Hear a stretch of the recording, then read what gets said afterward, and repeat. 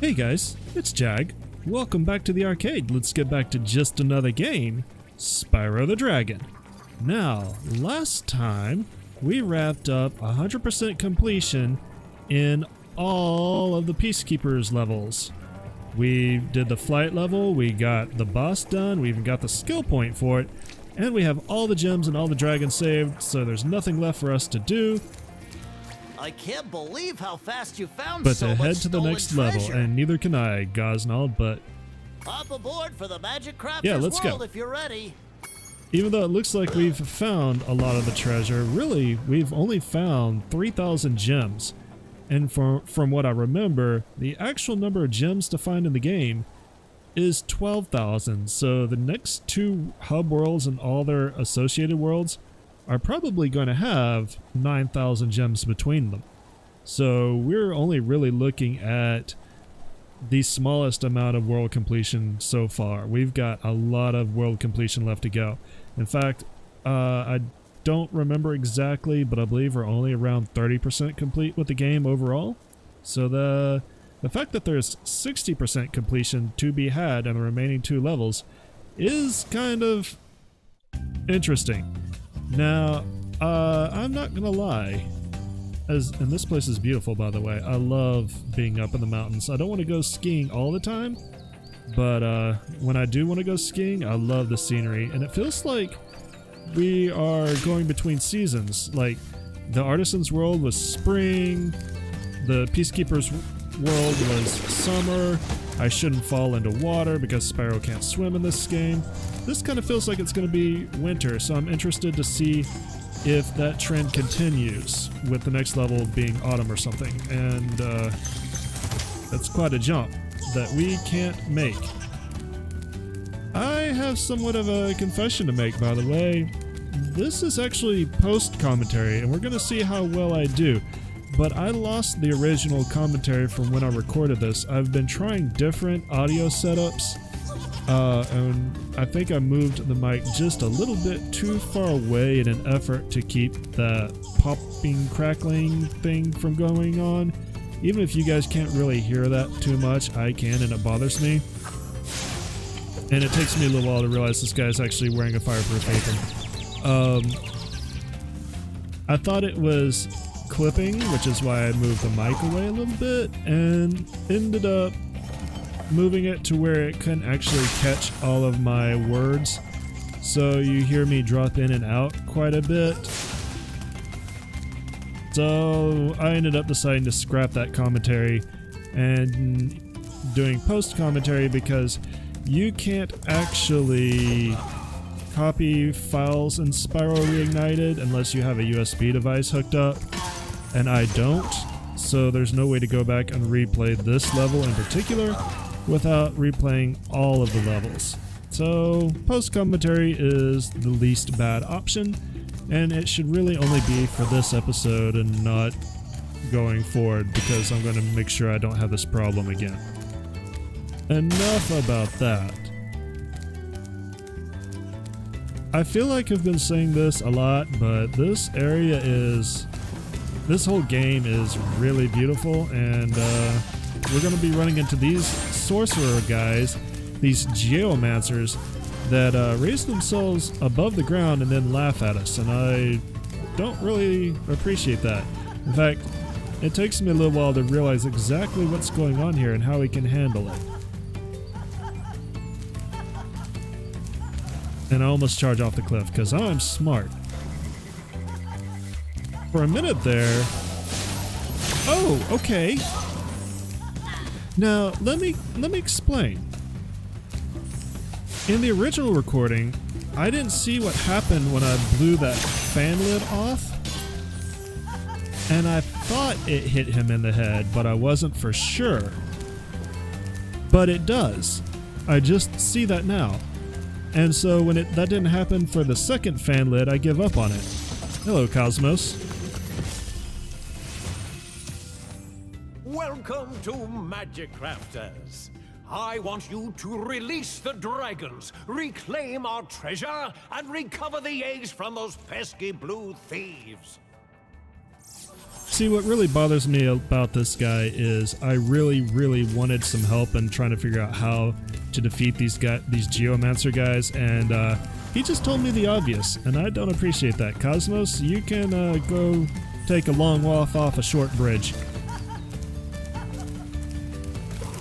But yeah, now that I've seen that in recording, it's interesting that that fan lid did hit that guy in the head, because I suspected that might have been what happened, and then I couldn't actually verify that. First opportunity to heal up in the entire level that I've even seen in re-recording.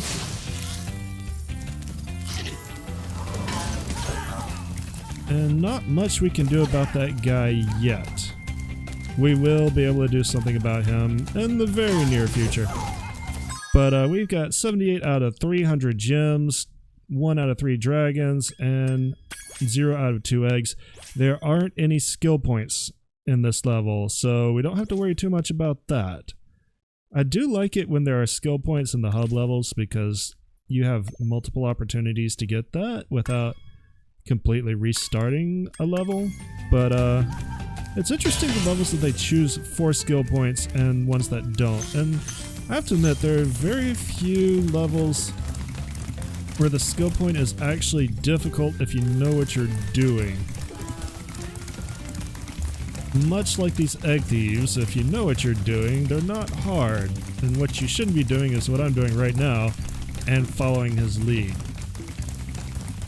In fact, if you do this, it actually starts to hurt after a little while because it's really hard to hold an analog stick that way.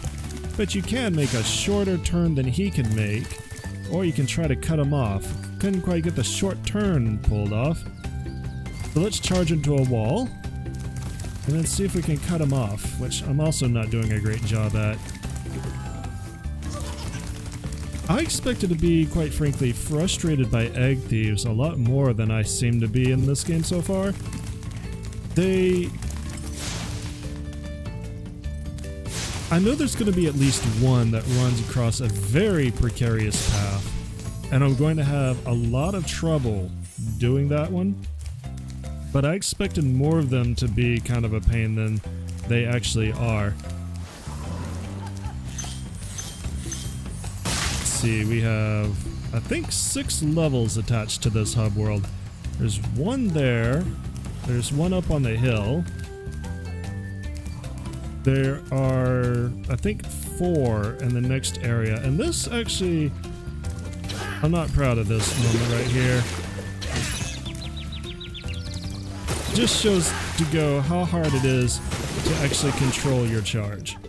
That is one downside of the charge attack, is it's actually very difficult to control. I've found that rather than using the analog stick for charging, the D-pad is better.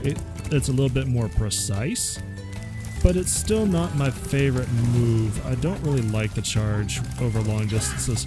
And Spyro 2, the charge puzzles are actually pretty strong. There are a number of them for completion, and I think it's exactly because they know how difficult it is to control the charge.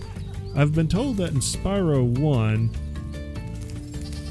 the charge is actually a lot more floatier, or in Spyro the original, than the charge is more floaty than the remastered, so you know, I've got that going for me. I don't really want to go back and play the original and have to do the charge puzzles there. But yeah, even if this is tighter controls, I still don't like it. It's a great way to get around. It's kind of frustrating to handle puzzles. And at the top of the hill here, we're going to run into this dragon who will tell us what these arrows are. When you see arrows like these, you can charge along with them to begin a supercharge. Supercharge? Excellent! Go ahead, try it. So remember what I said about the charge being hard to control? Let's make that even faster with the supercharge. It's even more fun, and this is where you're definitely going to want to be using the directional pad to help control you. That will let us get a few things. Not too many of these dragons actually require being supercharged. Or, not dragons, Gnorcs. That one's only the only one that needs to be supercharged. But I actually kind of realized you can just sneak up on this guy from behind and get him. You don't need to supercharge him at all. Not that I was doing a great job. I made it all the way down there in one piece, but I kind of missed. Oh, I missed. But now that we've taken care of this guy, we have the second half of the area opened up to us. So there's the flight level, by the way. 1 second. Leave that bag alone, Cap. This is the flight level, which is not hard to find compared to this other two. In fact, only the first one was really hidden. The second one wasn't hidden at all. You just had to explore for gems. But we're finally finding out what they are. This portal leads to a special place where you can learn to fly. I remember when I was a young dragon, earning my wings. Learn to fly. Got it. Yeah, it takes 3 hub levels for them to finally explain what a flight level is. And like I said, the second one is not hard to find. You're just collecting gems. The first one requires you to pay attention. That one's actually kind of hidden. But if you figure out the pad puzzle, you can figure out what's going on there. I don't know why they waited till the third level, or the third hub, to actually explain what's happening with those. And this is a new type of enemy, the little black mage VV guy that just shot lightning. Now we're going to be running into enemy types that can attack you along the ground. You have to jump above their attacks, and then you can fry them or charge them as you will. They aren't particularly difficult, you just kind of have to pay attention to what you're doing.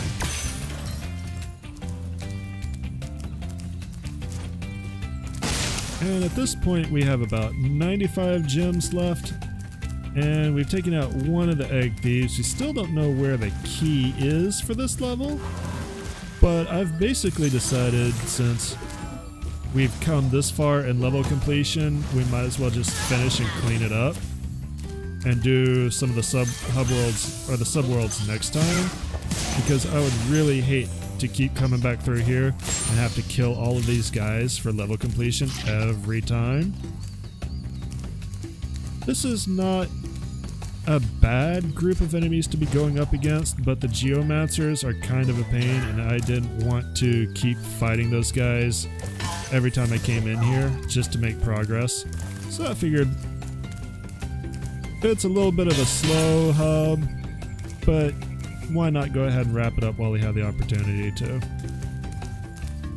this point, I believe that I think that I'm counting levels here.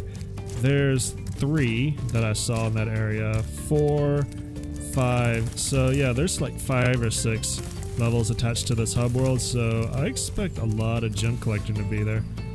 I don't know, I could be wrong. It feels like those are more levels than we had back in the Peacekeepers world, but I'm probably wrong because I don't actually have a solid count.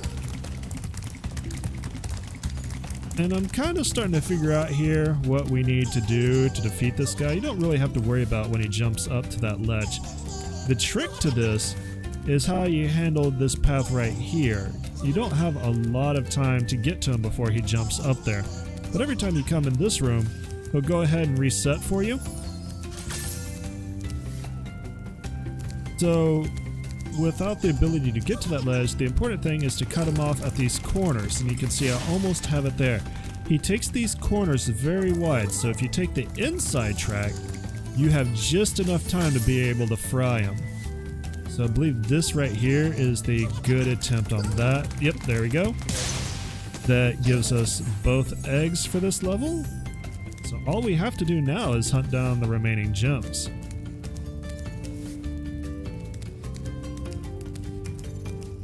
At this point, I'm kind of wondering what path I didn't go and explore. This is an area I don't really get the point of right away. I feel like there should be something you're gliding to from this dock, this little platform right here. But there's not. There's no secret cave or anything. It just looks like it's a shortcut to the second part of the world and the balloonist. But I also feel like if you try to make that glide, you're probably going to run out of air and die. So I'm not really sure what this is actually for. It's got a couple of death traps on the way, so it feels like it should be significant, but it's not. So it's just kind of confusing more than anything else.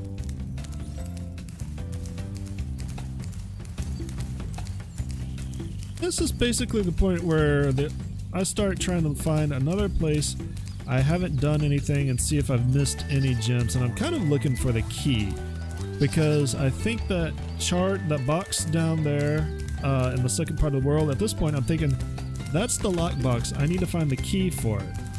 But turns out I'm not right on that. There's a few gems that I miss over here that I go back to collect. And I'm also looking for a cave in particular. I saw a cave from the entrance of this part of the world. And then I have a hard time finding it again because it's actually blending in really nicely.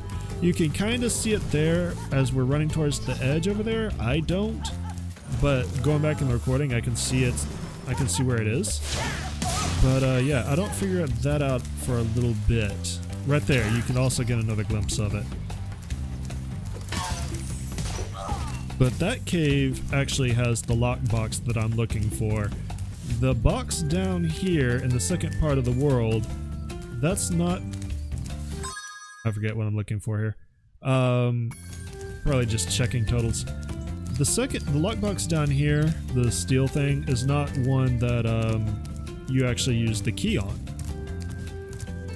You use a supercharge to get to it, which is not difficult, but it is challenging. That box right there, this is the one that you want to use the supercharge for. You need to come down the supercharge hill, make the right turn, make the hard left, make the hard right, and then nail it. If you can make the hard... Oh, and this is my death. If you can make those turns, it's not hard. Once you make the hard right, you're pretty much lined up for the lockbox. But it does take a few tries, and I won't figure that out till I find the key and then realize that the key doesn't work. Fortunately, we have the save point right here. We passed by Crystal Flight. Gonna be kind of interesting to see what's in there. Night Flight wasn't that difficult. The Night Flight level only took me... I guess after the cut that I made, it only took me like 2 or 3 more attempts. It didn't take me nearly as long. This is where I'm figuring out where the key is. If you float over there, here it is. So now I'm all excited. I'm going to go back to the steel box and I'm going to realize, oh, hey, this isn't the box that I unlocked.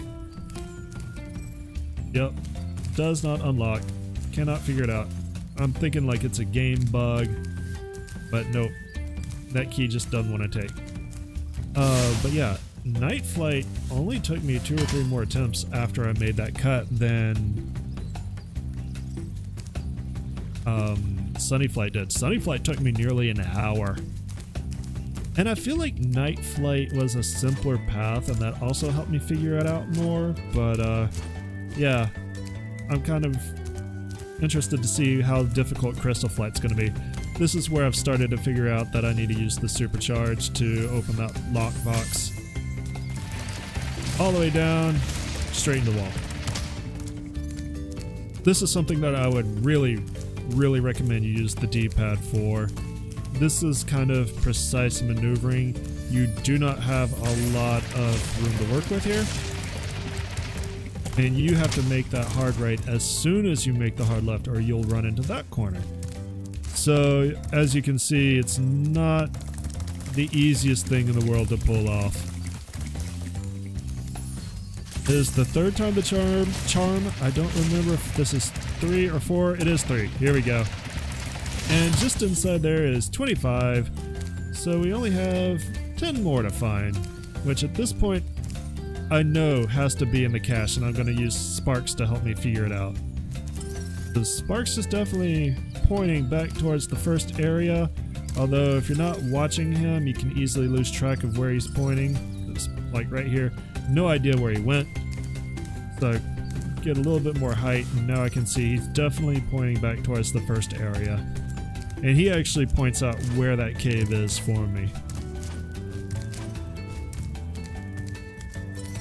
I'm actually surprised. I don't feel like I've used Sparks' ability a lot in the last few worlds.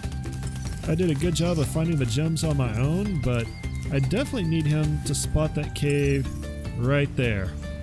That's where I finally realized where it is. Of course, it's just a nice, easy glide from the top of this hill here.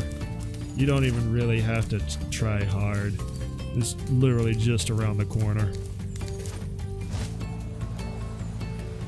There's even an extra life in here for you too. So we collect our last 10 gems and our extra life. And now that the hub world is 100% complete, I think it's next time we're going to be going to the sub-levels and really start working out all the dragons and all the gems there. But I hope you guys enjoyed this, and I hope you guys enjoyed my post commentary, and I hope you guys have a great day. Later.